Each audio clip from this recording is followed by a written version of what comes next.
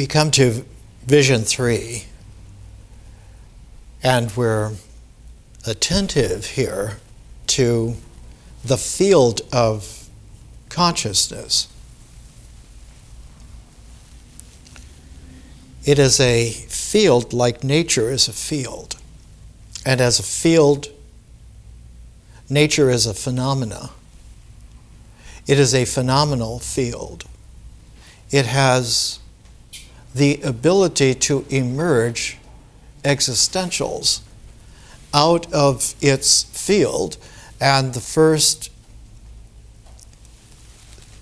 phase, they used to say manifestation, emergence is better. The first phase is that of a plasma. And the plasma is able, within its pressure wave changes, it is able to continue an integration, an integral cycle. And so the plasma polarizes, and as the plasma polarizes, you get a number of phenomena, characteristics that emerge. One of them is charge, positive and negative charges in existence, in existentials. Another is spin. There'll be a right and left-hand chirality to existentials. And all of this deepens, and we know now with quite advanced particle physics that there are indexes of emergence in the integral cycle that include such things as quantum color.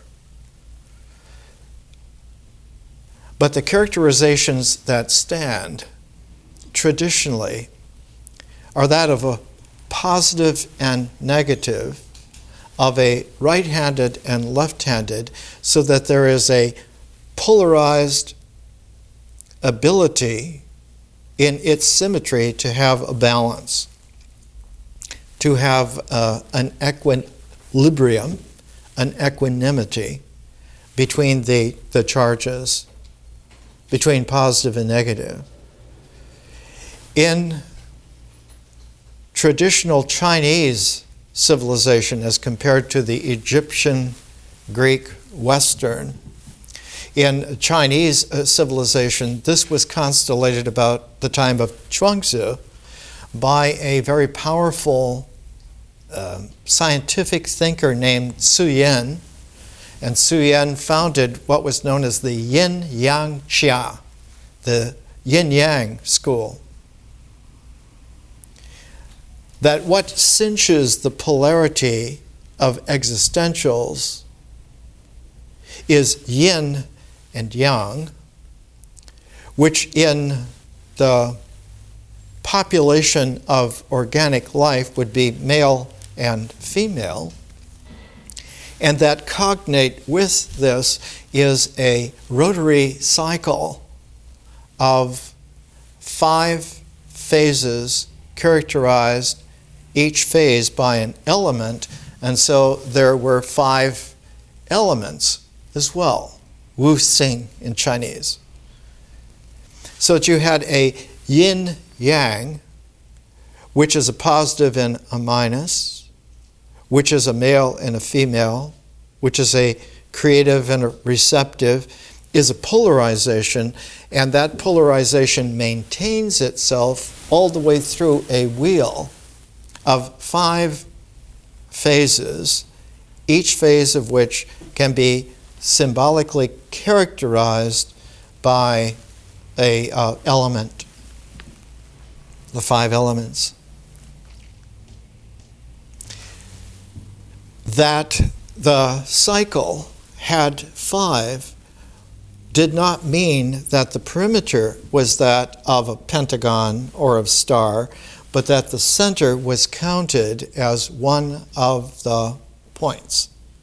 So that you had a square which emphasized the center so that you would count 1, 2, 3 in the center, 4, 5, and the fifth would go back up to the 1.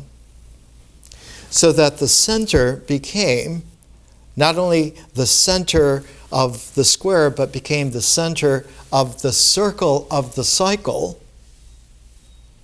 And this became formative in China about the time of Chuangzi, about 350 BC. About the time of Tzu Yen, another great contemporary of theirs was Mencius, who was the great expander of Confucius, and Confucian classics largely owed a great deal of their success to Mencius, who explicated them to such an extent that they were much more understandable, more unfolded as principles, more textured and deep as ideas. And after that, progressively, very quickly, Chinese civilization went through a sea change. We're taking today the two great cities of the Chinese and of the Egyptian, Greek, Western. The Chinese is Chang'an, and the Egyptian, Greek, Western is Alexandria. So our presentation today is Alexandria and Chang'an as indicators of the way in which vision as a field does not emerge phenomena, but emerges noumena. Nature, when it produces out of its fertility, produces something which is phenomenal. It's existential, and it has a further integral in that it can be symbolized in thought to the extent that an idea is as real as any kind of a gestalt of existentials are. This is colloquially called the mind, and it is part of the recalibration of that colloquial language misstatement that a great deal of our learning is posited on. It is not the mind, it is what we would better call the brain. The brain is a physiological structure that has a neurological integral that raises it to a higher order, a higher level, but it is not yet the mind. The mind emerges in the field of differential consciousness, in the field of vision. And because it is a differential field, what emerges does not integrate, but further differentiates. So it is characterized by a different kind of a language, a different kind of a talk. If you want to make sense in the integral, your language will be refined eventually by a rhetoric, by the skeleton of a logic which, when fleshed out into its persuasiveness, will be the rhetorical structure of a symbolic language, which is able to have a cognate alignment with the things of the world, the existential things, so that when one talks with a rhetoric, the shape that will come out of this strategically will be what we call politics, will be a politic.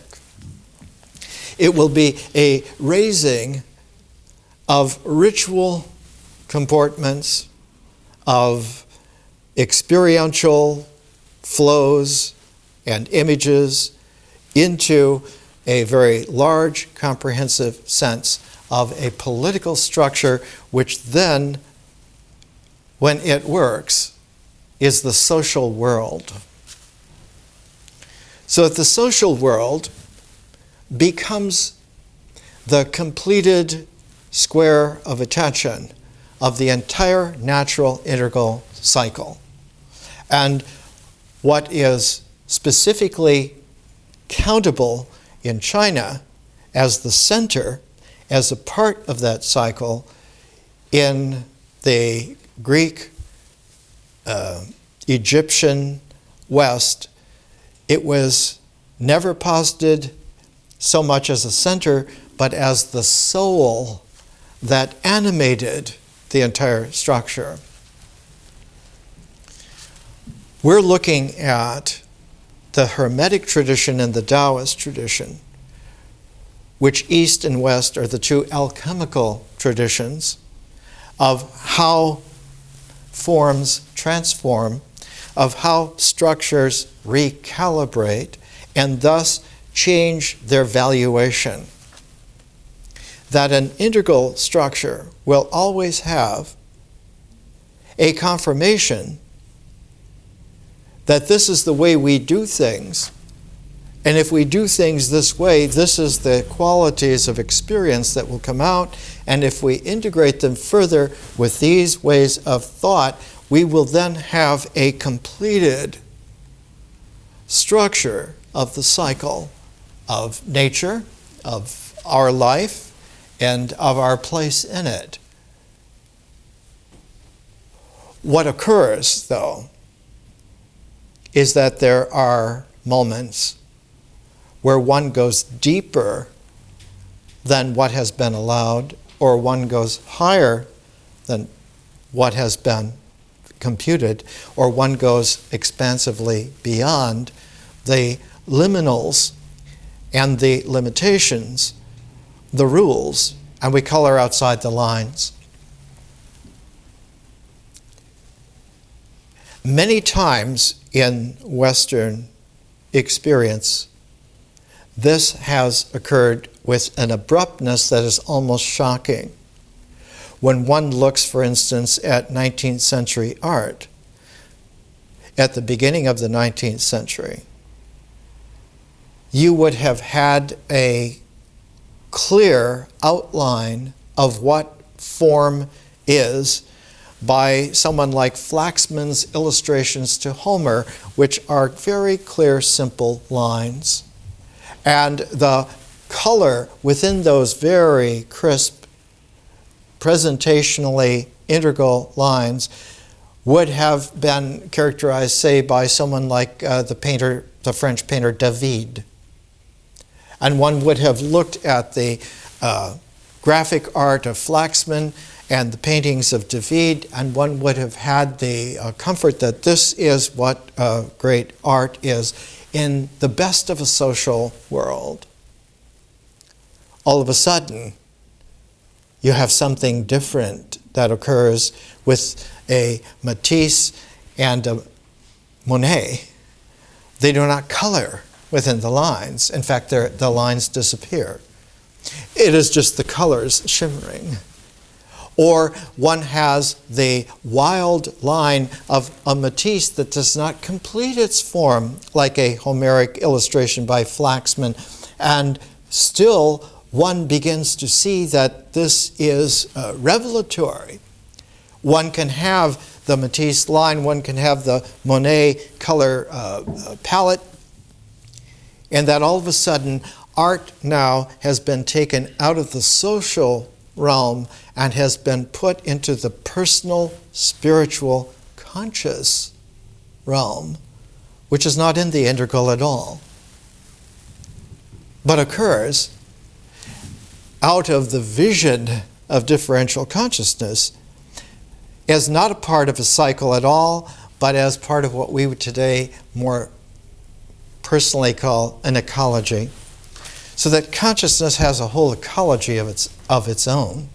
And its ecology is such that it steps up the dimensions of nature. It steps up the dimensions of an integral world and of an integrated social world, so that now everything in that world, including the world itself, is changeable, transformable, recalibratable. When this happens, the artist has a particular place, and two kinds of artists become primordial. One is the poet, who no longer uses a rhetorical language that will create a social structure known as the politics of that day, the politics of that structure. The poet will use a poetic, and instead of a politic, will generate the sense of form as an aesthetic. So that the forms now become aesthetic in the sense that they have multifaceted, radiant qualities, jewel-like qualities, rather than the definite, assignable perimeters of a political structure, of a political world. And so the artist emerging out of differential consciousness will be more and more perceived, not by themselves, but by the previous social world, by the previous mythos, by the previous ritual comportment, by the entire integral structure. The artist will more and more become seen as antithetical. That what now has been opposed is the place of vision versus nature, of art versus ritual. And this becomes exacerbated because the next phase in the ecology of consciousness is history. Whereas the next phase in the cycle of nature is myth. And when history is opposed to myth, one has not a breaking point, but one has a storm front of the threshold of the movement into historical consciousness. Whereas vision is already radiant in its differentiality, historical consciousness is kaleidoscopic and produces not just jewels like works of art, like artists, like spirit persons, but produces an entire unlimited, infinite array of such jewels. And one would call this, in high Dharma, late Asia, about 500 years ago, it was called the jewel matrix. The universe is a jewel matrix. Not only are there jewels, but there are an infinite number of jewels arranged so that interpenetrating radiances are complex to any degree. Not just an nth degree, but an n to the nth degree.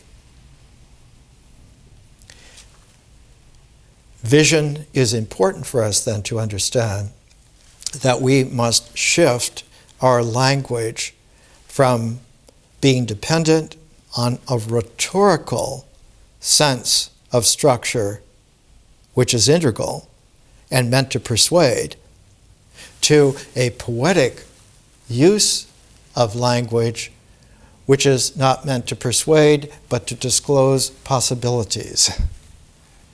And so the poet will open up the possibilities of language, which has been the key integral thread all the way through as long as experience brought itself into play as a flow. Now experience will still have its flow of images, of imagery, its flow of feelings, of feeling tones, its flow of language where one would speak the discourse of communicative language, but instead of that flow of myth, of mythic experience, flowing through nature, it flows through a changed nature. Because that field of nature has been influenced by a further dimension of the field of conscious vision. And experience also finds that it is ambidextrous in its balance. It is ambidextrous in the symmetry of its chirality, and that it can not only flow through nature, and even a nature that has been changed, but it can just as well flow through the field of conscious vision. Now, this is an enormous watershed. And the reason why it is able to be sustained is that that square of attention, which was originally the square of the four phases of nature, ritual, myth, and symbol, that frame, that picture, that square of attention is a movable feast and can move one place over and include vision within the square of attention and let nature subside out of the square of attention and let it occur as a field now that does not register in attention, is still there. But because of habit, the mind will now consider nature not being in the frame of reference, that nature now is an unconscious, an unconsciousness. And now the idea of the structure of mind includes an idea of unconsciousness. If you get interested, there are several really excellent histories of the idea of unconsciousness. Franz Hartmann did one about 100 years ago. Carl Jung's work in the mid of the 20th century is probably the most famous to most people today. But it goes back into classical times of 2,000 years ago, because in Alexandria at the time, when vision became so powerful as to occupy a full place in the square of attention, people whose minds were still emphasizing the mythic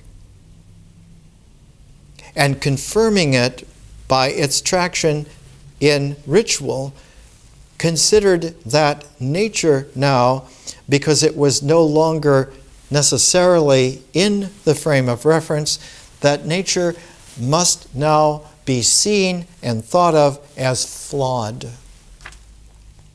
How could it not be in our attention if it were complete? And so nature must be flawed. Out of this, in Alexandria, came the movement called Gnosticism. And Gnostics are those who prefer myths that include the myth of the flawed creator of nature, of a flawed demiurge, that there is a flaw in the universe. Whereas the other threshold of that is to consider the complete change of the mind, of the symbolic integral thought into the differential field of visionary consciousness, that it isn't that nature now is flawed, but that nature is invisible to attention. And that is, thus it is characterized in the Hermetic tradition as a mystery, not as a flaw. The Gnostics see nature flawed and prefer myths. The Hermetic tradition sees nature now invisible and prefers the development of vision into art. And so you will find that in the Hermetic tradition, the emphasis is clearly always on the art of transformation, the art of alchemy, the art of the patterns of astrology or astronomy or of temporal calendric cycles, the art of the person. That the spirit now, the spiritual person, is double transformed once out of the limitations of a supposedly complete social world into a visionary field of possibilities, and that change, that transformation, has a refinement, a distillation of itself, so that what comes out now is in alchemy the term is a liqueur. The art of the spiritual person is the art of making the liqueur out of the transformation. This in alchemy had a couple of traditions, one the red lion, one the green lion, and the red lion is about the first transformed, the green lion about the second. It becomes complicated if one wants to go into the historical characterization. What's important for us is that in both Alexandria and Chang'an, in both the Hermetic and the Taoist traditions, both East and West, there was a parallel, almost like a resonance, arranged into differential sets of a harmonic that understood each other when there was contact between them finally. The first contact between the two sets was due to the early Buddhist merchants who went into China from the south, and the early Buddhist missionaries who went into China from the west, and they met sometime in the 400s of the Common Era, 400s AD. They met in classic Middle China about that time. And you find, for the very first time, a Chinese, his name was Kumarajiva, who was able to not only think and read in Western languages like Sanskrit or Pali and Eastern languages like Chinese, not only to read and write and think, but to meditate in a deep poetic, so that the translations that Kumarajiva made from west to east and a few from east to west were themselves works of art. Now, Kumarajiva was very, very strange. He was a Chinese with blue eyes because his mother was a descendant of an ancient Greek princess. In ancient Chinese, they were called Yavanas. They were Scythian Greeks from Central Asia, above Iran, above where the Alexandria Alexander the Great had established kingdoms in regions known as Sogdiana, Bactria, Gadara.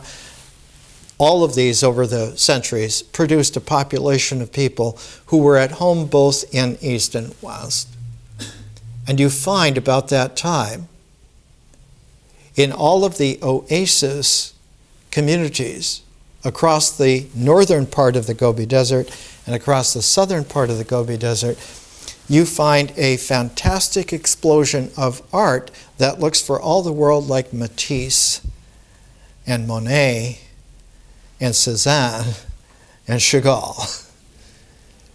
And one finds the most famous site that still is extant with large numbers of examples is Dunhuang, sometimes spelled T-U-N, Dunhuang. And Dunhuang was the place where the northern Gobi and the southern Gobi caravan routes met, and from Dunhuang they went into classic Western China. And the great city that dominated classic Western China and linked it to the rest of China in the east over mountain ranges out to the Pacific Ocean, that city was Chang'an. And so Dunhuang is the first indication of the sophisticated quality of Chang'an.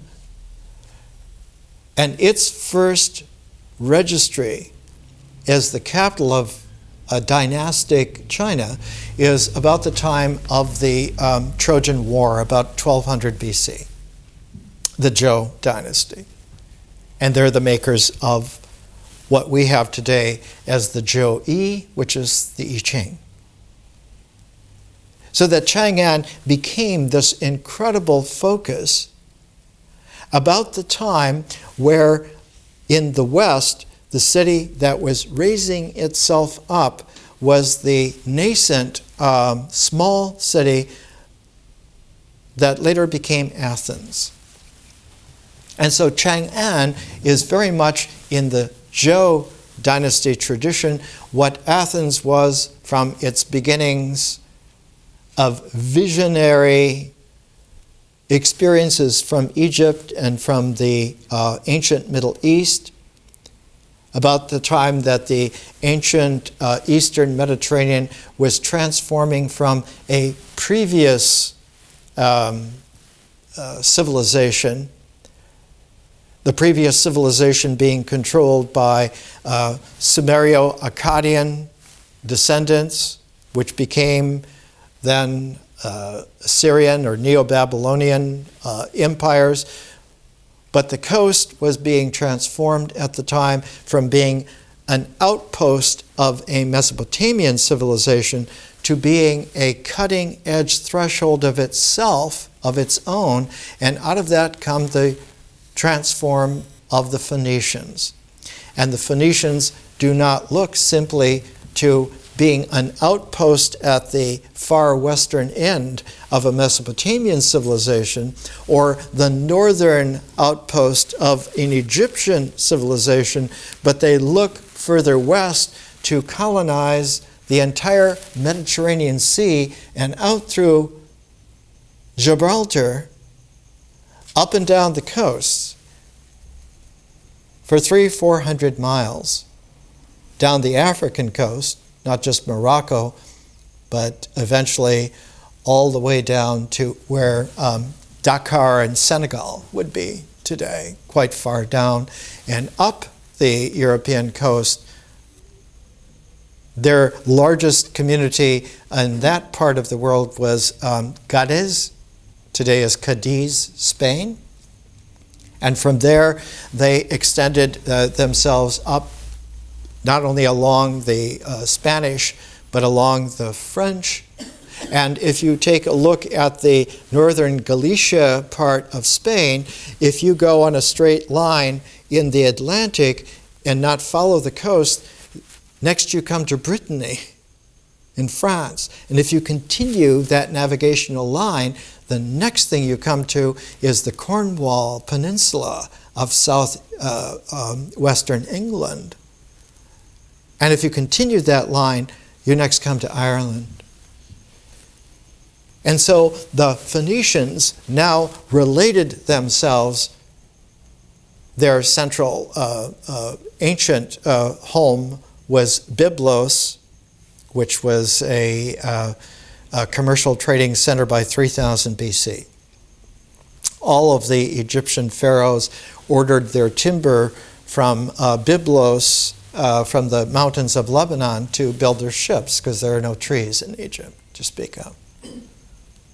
But Tyre, Tyre, about 1200 BC, became the center. And they carried with them a quality of written language that had been pioneered by the ancestors, the Canaanite ancestors of not only Byblos, but of a more northern port called Ugarit. And it is in Ugarit that the first alphabets were made for a commercial basis of doing business all over a wide swath of the world that was unimaginable before that time. The swath extended from Ireland to India. And by 1200 BC, this was already in place. The quality of a written language when it becomes alphabetized is that it is able now to be written in such a way that you will have a scroll, or later on the scrolls became a codex, a book, but you are able to read with a finite integral set in a differential conscious visionary way. So that writing, so that it can be read silently, was the epical transformation of the mind emerging out of a symbolic integral structure into a recalibration of a visionary possibility, where now the flow of experience flows in the conscious visionary field of the book. And now books become symbolically the harbingers, the gates, the gateways through which the entire integral cycle, the entire cycle of integrality, can be taken into a deep transform of the way in which it ritually comports and a recalibration of the way in which it symbolically structures. And so being able to write so that one could read this out of a book becomes one of the great alchemical experiences on the planet. In China, this transform occurs about 100 years after Chuang-Tzu. Before then, everything was considered to be self-taught, orally, everything kept exactly the way in which you would learn it and you would memorize it, because vision has to do with remembering. And so the whole visionary experience is one of creative imagination and remembering a field like a plasma, which is able to be brought out of that field. That plasma is able to be brought out of the field of vision in two distinct ways. One, that the structure of thought now becomes a mind with a memory.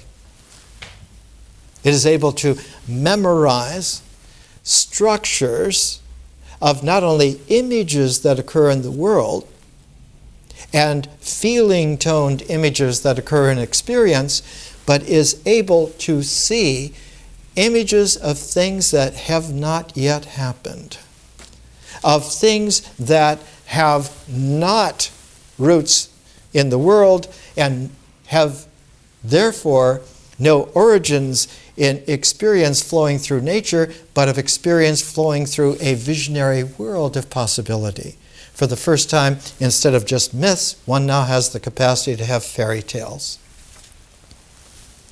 The development of the ability to have future events that no one has seen, of fairy realms which no one has seen yet until they are introduced to them, and many other aspects that come out of this, gives the whole basis of myth a different position.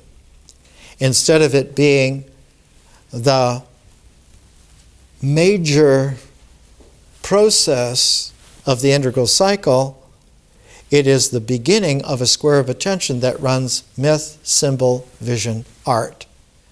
So that works of art, while they emerge out of vision, they pull with it the capacity of mythos, of experience now, to participate in not only itself, but in the visionary recalibration and transforms of itself. And so a work of art introduces us into complete new dimensions of possibility, of taking experience from where it was and where it could be into expansions unlimited.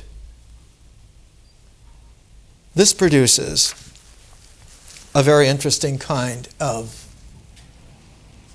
architecture, which is the other basic art that complements poetry. An architecture working on a poetic redesigns by visionary composition all of the structures, all of the forms, all of the geometries that had been previously used only in an integral way. Now, architecture is able to bring a prismatic quality that absorbs the pragmatic origins, but transforms them and recalibrates them into prismatic sources.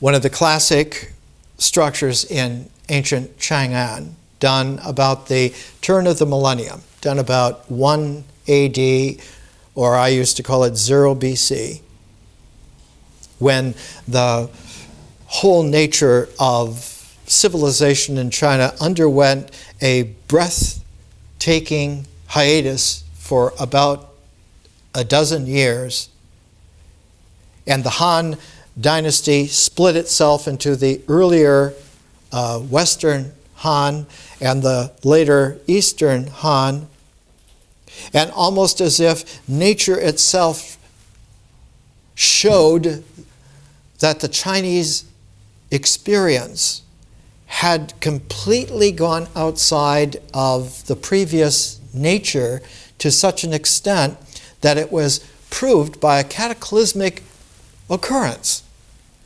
In 11 AD, the Yellow River changed its course. It had flowed for hundreds of thousands of years in a certain way, and in 11 AD, it massively cut a new channel through to a completely different coastline on the Pacific Ocean. It was as if the heavens and earth themselves had confirmed man in China has changed permanently, so that his change has influenced the change of the earth. And does not that then mean that heaven has changed as well?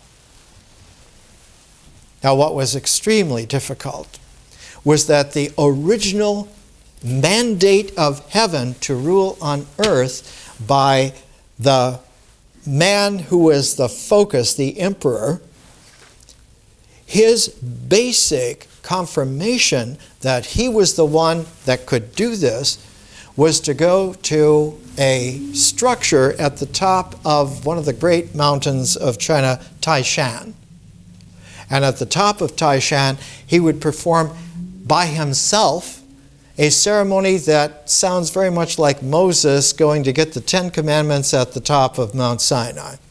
He goes up, communicates with the divine himself, brings down the mandate from heaven himself, and reads it out to the people. This is the way things are going to be.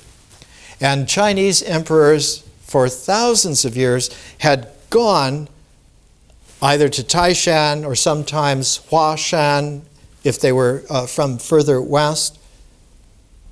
Now, instead of going to a mountaintop, a new kind of architecture was made that had never been seen before in Chang'an.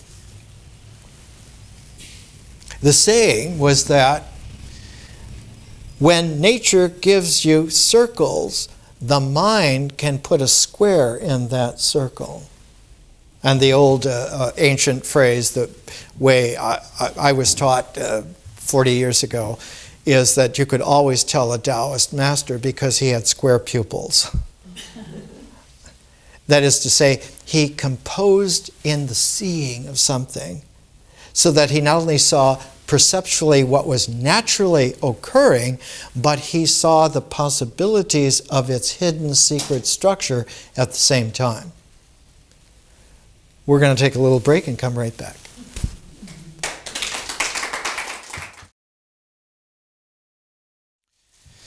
Let's come back to where we were. We were talking about how you could tell a Taoist because of the pupils of the eyes being square.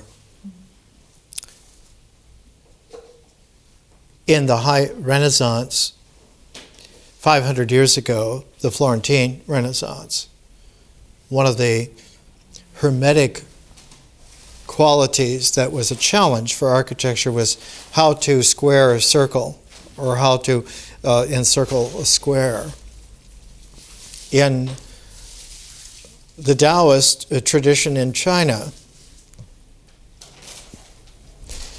just outside of one of the big 12 gates of Chang'an, the gates were generally wide enough for 4 chariots, but the major gates were wide enough for 14 chariots. The main east-west canopic boulevard of Alexandria was wide enough for 14 chariots. A chariot being somewhere around 6 feet, so you're looking at something that's about 90 feet as the width of a gate, or the width of the major east-west boulevard of Alexandria. And also, it was crossed by another major boulevard. If we can go over here to this 1838 diagram of Alexandria, it's rather wrong and unlearned, really, but the best that was available for about 150 some years. The major cross of the canopic boulevard, which went not down here to the necropolis, but the major boulevard came down to a port called the Box.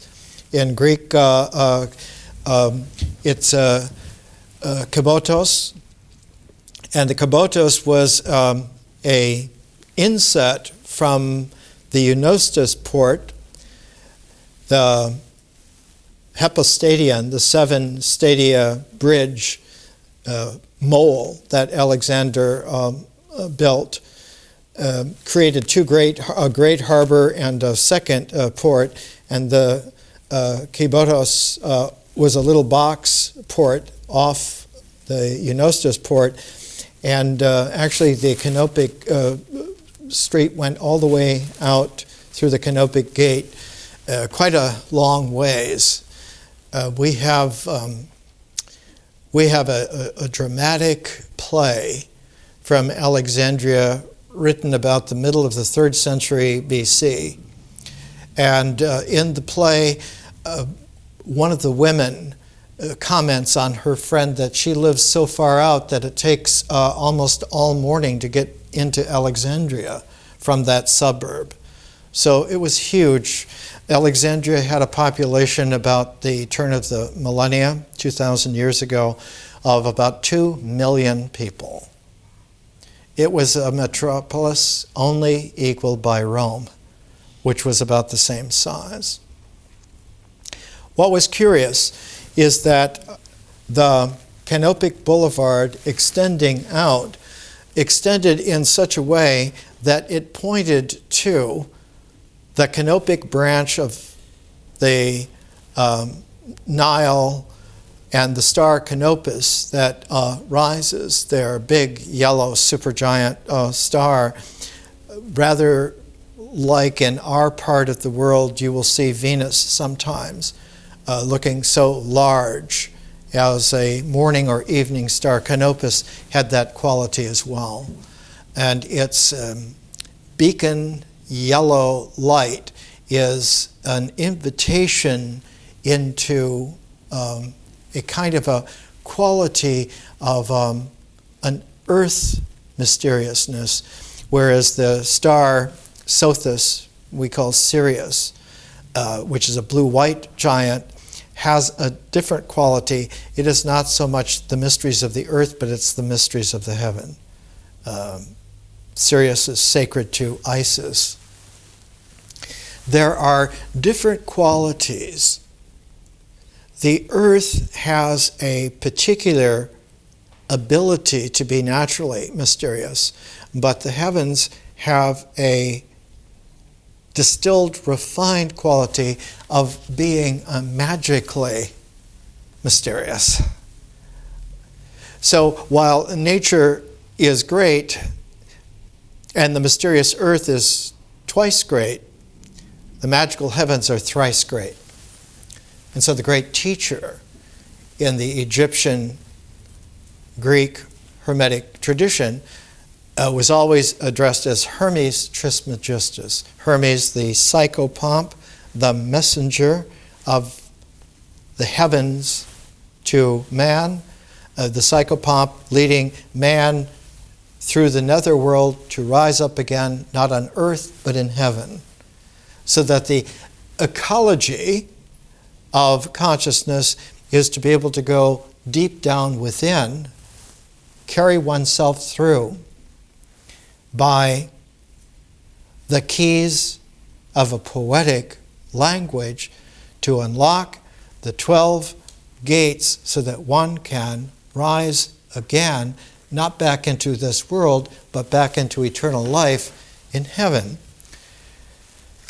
This quality in the Chinese iconography is exemplified by 4 colors associated with 4 creatures, and they make 4 sets.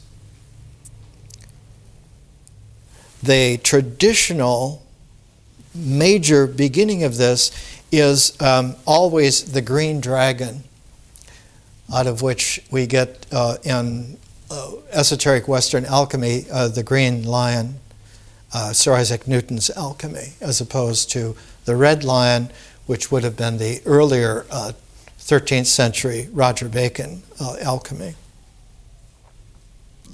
The green dragon is paired with a white tiger. The green dragon is the heavenly mysterious creature. You can think of it as the Milky Way in its sinuous movement across the great primordial starry night sky, and it has a particular hump, a dip, where if you drew a line from the North Star, from Polaris, through bisecting that little dip of the hump of the celestial dragon, where it touches the horizon of the earth, this is the pivot, this is the pole star, this is the pivot of the way in which the entire ecology of heaven rotates and has its pivotal drilling point upon the earth. The white tiger is not only paired with the green dragon, but the white tiger is the courage, which can be ferocious, the independence, the incredible verve and elan.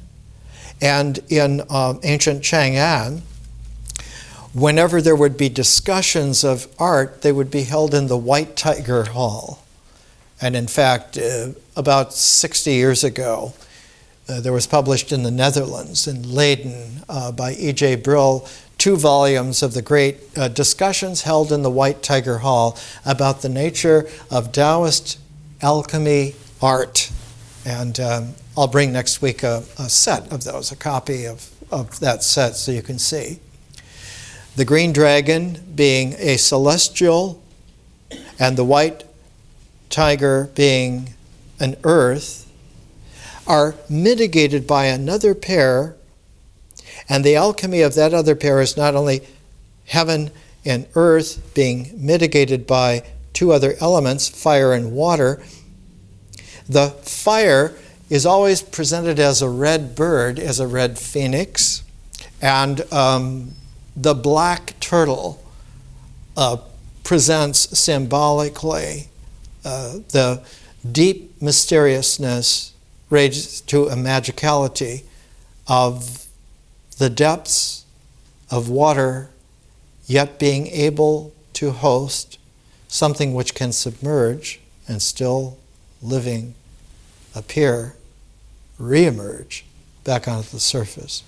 The black turtle, the red phoenix, the white tiger, the green dragon.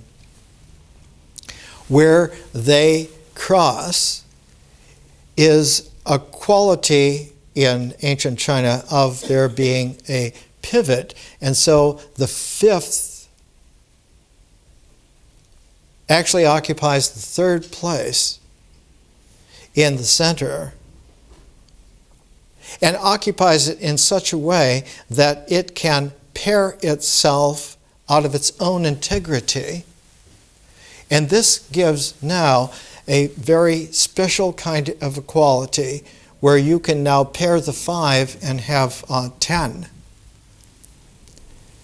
Where each point of those 5, the 4 corners and the center, now has a paired quality, and this is the origin of the 10 stems. And later on, it becomes magnified that the pair of the pair in the center is itself a square, and it leads to another complementary ecology of 12. We don't have to get into the details of I Ching, Taoist, Yin Yang Chia symbolism, other than just to note that in Chang'an, the quality was exemplified by building a very special ceremonial palace just south and a little west of the main gate of Chang'an, the Amen Gate. In Beijing, the Tiananmen, the heavenly Amen Gate, is a descendant of the Amen Gate of ancient Chang'an. When the Yellow River changed its course, when the Han Dynasty split, and you have to understand this was like the Han Chinese are like the Chinese Romans. They were powerful beyond belief for their time, just like the Romans were in their time. When that dynasty split, it was like the end of the Roman Republic and the beginning of the Roman Empire. And you had this watershed where what went before had a certain kind of a character, and what came after had a different kind of a character and increasingly skewed off. And the more that it tried to make believe that it was carrying on, the more surreal it became. The more that they assumed that they were following tradition, the more garish the social world became. In Rome, every emperor after Augustus Caesar for 100 years was certifiably crazy. Went to such terrific, brutal extremes that many of their reigns are pointed out as being some of the most catastrophically surreal human environments ever experienced on the planet. In the year 68, there were 4 different emperors. Nobody could sit on the throne. So that they junked the entire Caesar line. And a complete new dynasty, the Flavians, came in. And the Flavians became even more terrorizing. The last Caesar was Nero. The last Flavian was Domitian, and his long reign was called the Terror. But there was one person that Domitian could not terrorize. And though he was brought to Rome to be terrorized, he frightened Domitian to the extent that instead of having him killed, he had him exiled. And that man was St. John. And he was exiled to a rocky island, Patmos, in the Aegean. And that's where he wrote the Apocalypse, the book of Revelation. As a warning and as a sign, these times have not carried on any tradition. They have not carried on any natural integral whatsoever, nor have they participated in the new differential ecology. And so they will end, not that the world will end. The book of Revelation is an apocalypse, not about the world and not about our time. It is a watershed that at that time, that false social realm had become so skewed that it could never again be natural, nor could it ever be conscious. And so it was caught in a neverland, a limbo in between. In Chang'an, when the Han Dynasty split, the vision was that we need to have a new contact with the powers of the celestial mandate and a new way to register it on earth. And so a very brilliant usurper named Wang Yang built a structure called the Pyong, which was a special palace, grounds. And while it was surrounded south of Chang'an at that time, 2,000 years ago, there were still lots of forests. The forest was cleared in a great, huge circle. And in that circle was put a structure of a square. And in order to emphasize the squaredness of this structure, 4 L-shaped, elbow-shaped buildings were put at the corners, very long on each side, but nevertheless, the square was so huge. The entire squared area was about 36 square kilometers, so you can imagine how enormous this was. And in the center of that elbow building square was placed another circular structure, and that circular structure was meant to be the inner cycle. The outer circle is the natural liminal of the cycle of nature. Here the trees end, here the ceremonial openness begins and occurs. And within that, a square now is positioned and placed, and within that is a circle that has within it another square, and it is this square that is the new architectural mountain, the new temple by which the ancient ceremonies of bringing heaven's mandate to earth will take place. The emperor will not now go to these mountains, but will come to this structure in Chang'an. It is very reminiscent in Rome of Augustus Caesar, not only having his beautiful palace on the Palatine Hill just above the Roman Forum, but of building a structure it took 4 years to build, from 13 BC to 9 BC, called the Arapachis Augusti, the temple of the eternal peace of Augustus. And it was placed, much like the Pyong in Chang'an, it was placed to be that repository where our historical energy power now supersedes the old natural powers, the old experience that was mythic, the old comportment that was just ritual, and now our comportment is not ritual but principled. It's based on principle, on law. And our structure of thought is no longer just symbolic, but is a completely changed symbolism. And the symbolism is changed not on the integral, but on a doctrinal basis.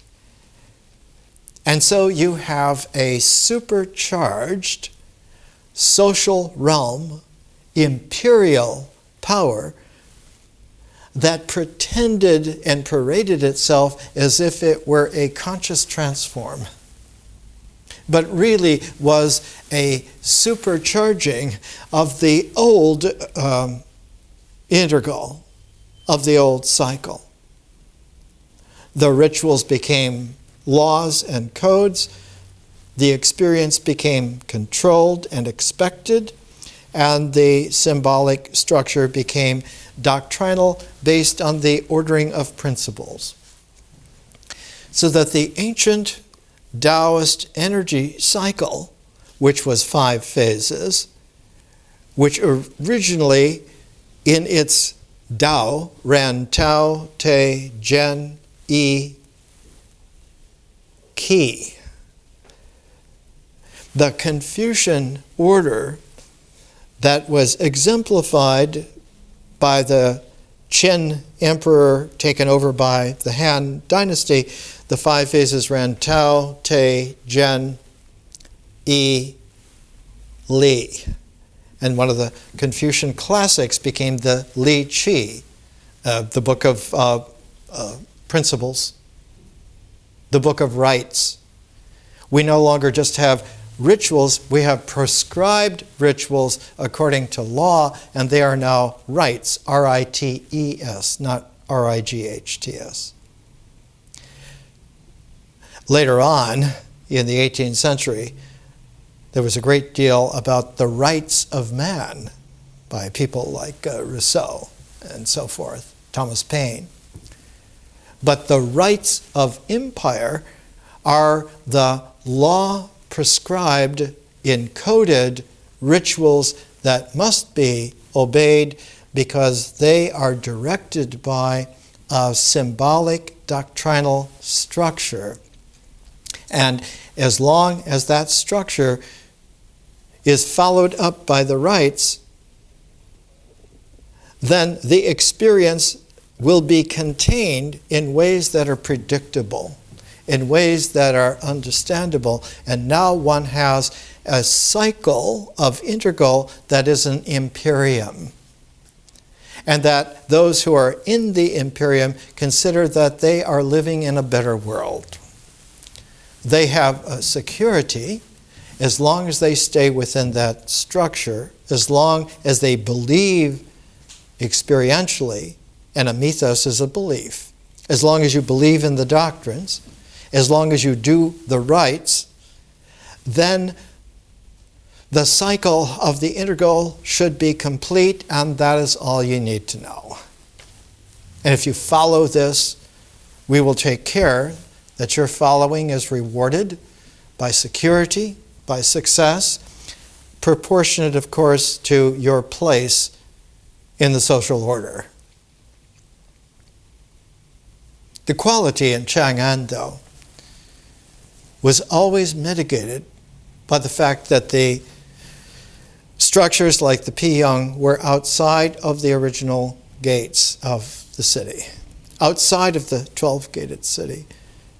And within the city, the whole perimeter was not a perfect square because the 2 great palace constructs were there in that area before the city was walled.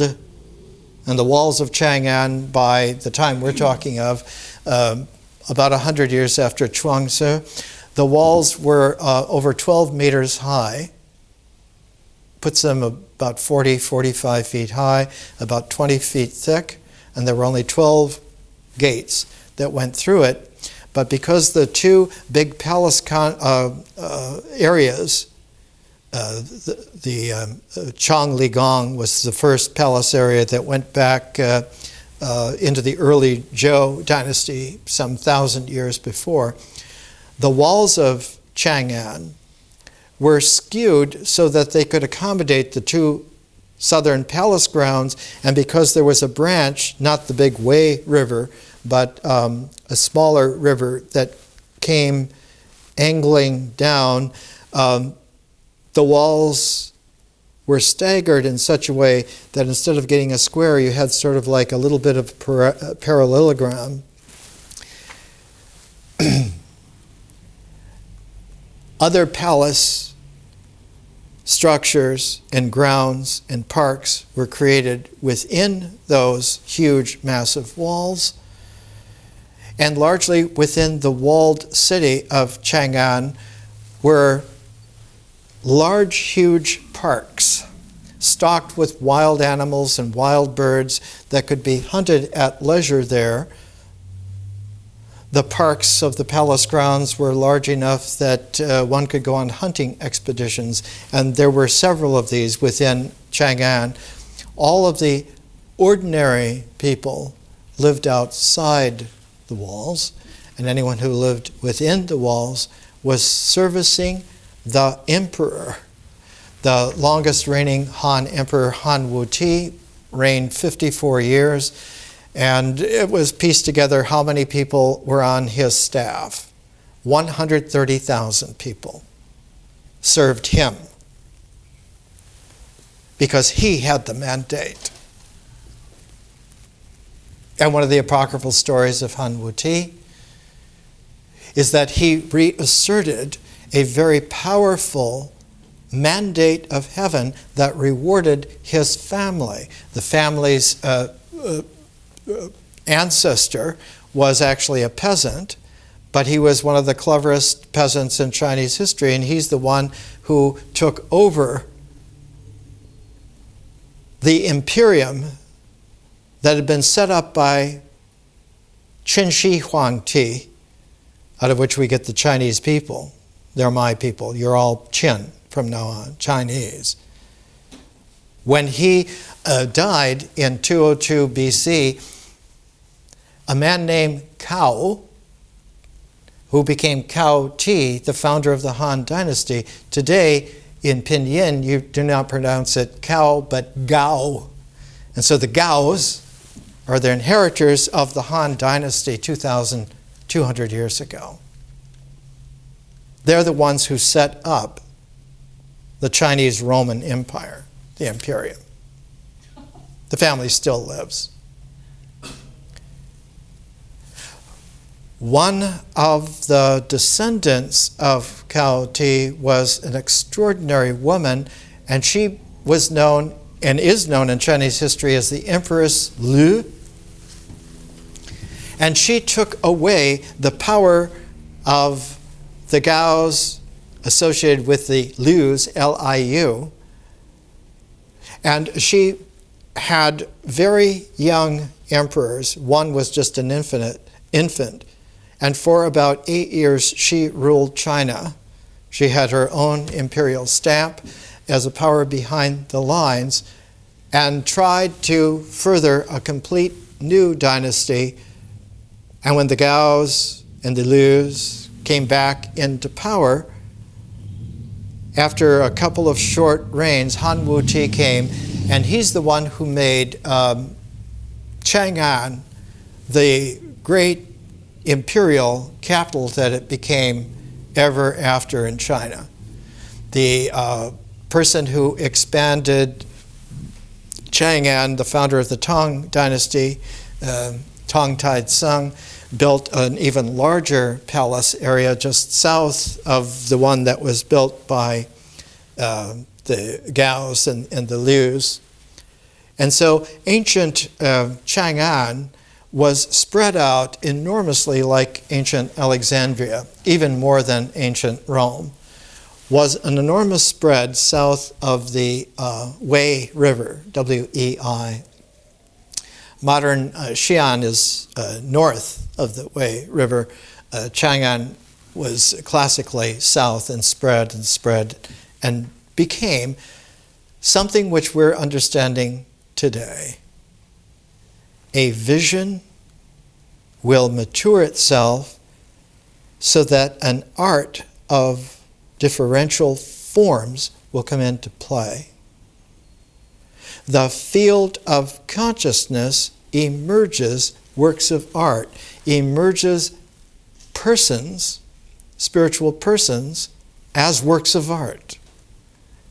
So that a spiritual person is not the individual in the symbolic thought, is not the character in mythic experience, is not the figure in ritual actions, though it will have in the transform a cognate all the way back to the character. It's not the character in the experience conditioned by the social world, but the character which is there flowing naturally out of the field of nature.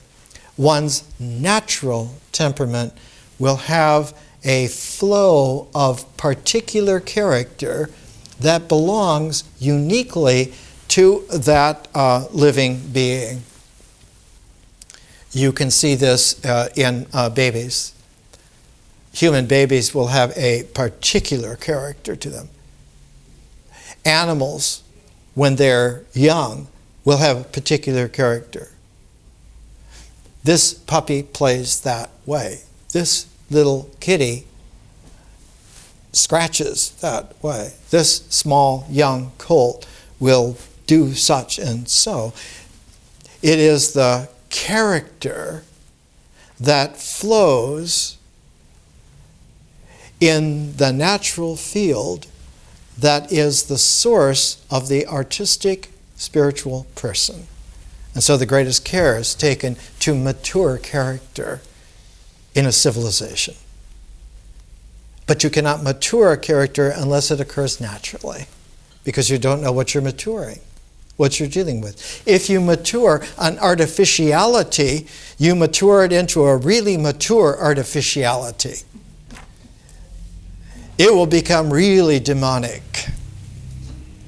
And so the whole quality of the art of person making, the spiritual living, is to make sure that the source is a natural character flow that occurs in nature. And how can one find this? How can one not determine it, but how can one delve into discovering it? One has to have qualities of nature that are left natural. Because only by putting the young person into a natural field will the natural character begin to occur in the flow in which their experience, the way in which uniquely their experience happens. And without that, one has a photograph from a doctrinal basis and a right comportment and a cribbed, cramped experience, and you keep showing that person how they're supposed to act, how they're supposed to look, what they're supposed to believe in, what they're supposed to do, and if they don't measure up, they are progressively considered delinquent, recalcitrant, unwelcome, dangerous, enemies. And so the demonic has a particular way of integrating and making sure that anything natural is not a viable field, and anything of a natural character flow does not able to have enough of its concourse to establish itself. And in this way, it is impossible then for a maturation out of strictured thought to occur. And more, the only way that that occurs is by artificial means. You have to find something pharmacological that will take you outside of your body and mind temporarily so you can have a buzz. They can have a high. Whereas the natural flow of one's character in the field of visionary consciousness is permanent elation. It's called delight. It's not a high, it's the highest. And so the quality of celestiality now becomes most high. This is a phrase used both east and west.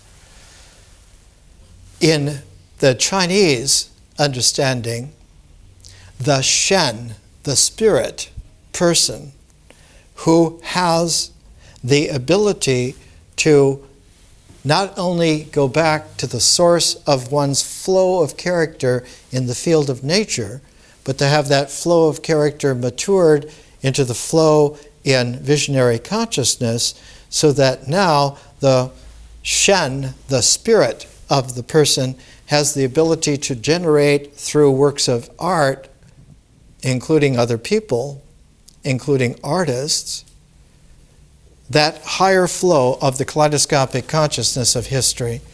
And now history, when it comes into play as a phase, will allow for myth to go out of the square of attention, mythic experience. And when it does, a mind that is doctrinally addicted, right coordinated to having that kind of mythic experience in that way, panics. The word is because the original temple of refuge for that was dedicated to the god Pan. One is in a panic. One flees to Pan's temple. Why? Because you are now threatened in the most primordial way. You may not have your natural character, but you do have your assigned, expected characteristics, and letting them go out of the square of attention is tantamount to death. It's tantamount to being erased. Not just killed, but erased. And so the mind throws up as a defense for its doctrinal structure a scare tactic that you're going to erase your basis and you're going to suffer oblivion. You will no longer be there. And the worst punishment, east and west, was always that if a new power structure comes into play and you want to get rid of the heads of the old power structure, you take hammer and chisel and you knock their portraits off the hieroglyphs, off the monuments.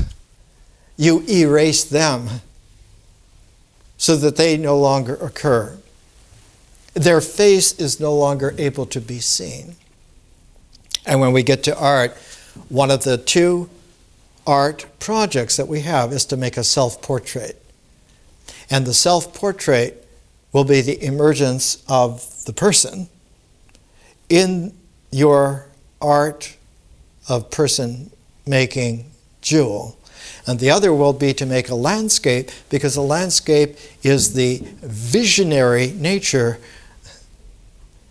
out of which the portraiture will be a jewel matrix possibility.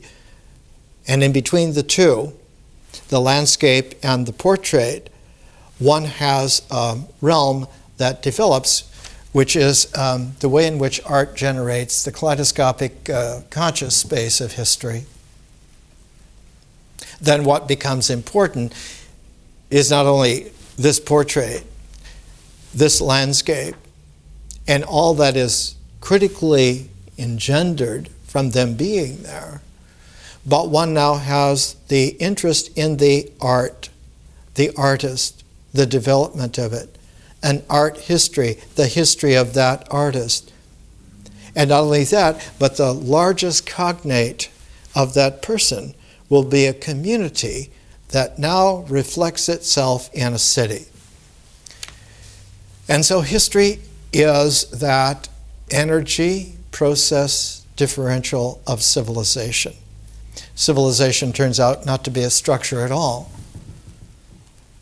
but it turns out to be a double, a fermented transform and a distilled recalibration of what was at one time a symbolic form of thought, now become a mind, now become a shareable mind, not on the basis of a politic, but on the resonances of an aesthetic, not on the basis of a language that seeks to persuade, convince, or cajole and dominate, but a poetic in an architectonic that invites possibilities and sharing and experiment and development. Out of the one, out of political structures will always come a closed mind to protect itself. Out of a poetic will always come the analytic of an indefinitely interesting inquiry that leads to the exploration of the cosmos. More next week.